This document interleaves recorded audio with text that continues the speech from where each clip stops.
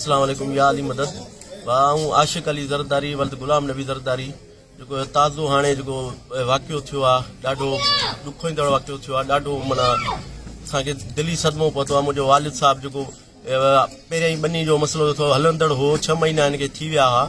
असांजे साहब वॾे साहब जो चयल हो त बाबा तव्हांखे जहिड़ो न आहे करिणो। मुंहिंजे वालिद साहब खे झलियल हो तॾहिं असां जहिड़ो को अॻु भेराई न कई न को अहिड़ो क़दम खयो।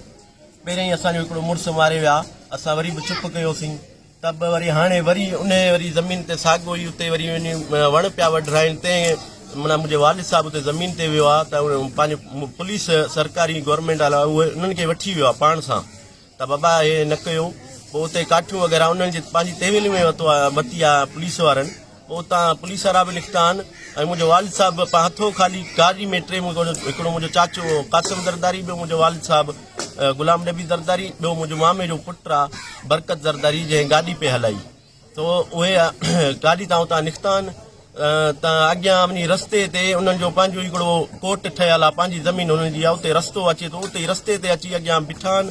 5-6 ॼणा 7 ॼणा अॻियां बीठा आहिनि। ॿिया मोर्चे खां उतां उन्हनि फायरिंग कई आहे उते गाॾी जे मथां। पोइ उते पोइ ऑन दी स्पॉट मुंहिंजे वालिद साहब जी उते ॿाहिरि निकितो आहे, उनखे धक लॻाइनि, उनखे माना किरियो आहे हेठि। वरी उन्हनि वापसी अची वरी उन्हनि खे माना वापसी अची धक हयो अथनि ॿीहर ऑन दी स्पॉट उते माना मथे।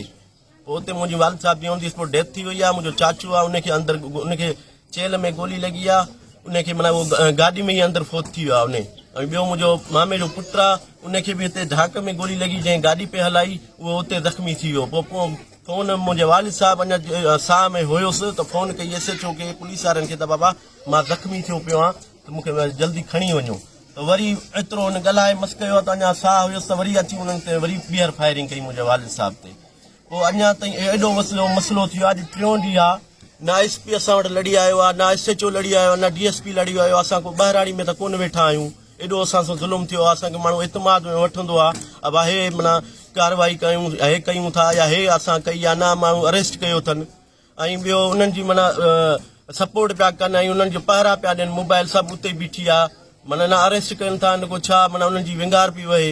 असां सां एॾो वॾो ज़ुल्म थियो आहे। तो बराए महिरबानी SP ऐं DSP SHO साहब खे मां अपील थो कयां पुरज़ोर त बाबा असांजो तदारुक कयो वञे, को कार्रवाई अमल में लाई वञे, असां में इतमाद में वठे। हिते न असां वटि केरु लड़ी आयो आहे न की केरु त बाबा तव्हां वटि हे मसलो असां कार्रवाई कंदासीं या छा, उहो केरु अञा ताईं न को SHO आयो आहे, न को एॾो को माना को आला अमलदार असां वटि को पहुतो आहे।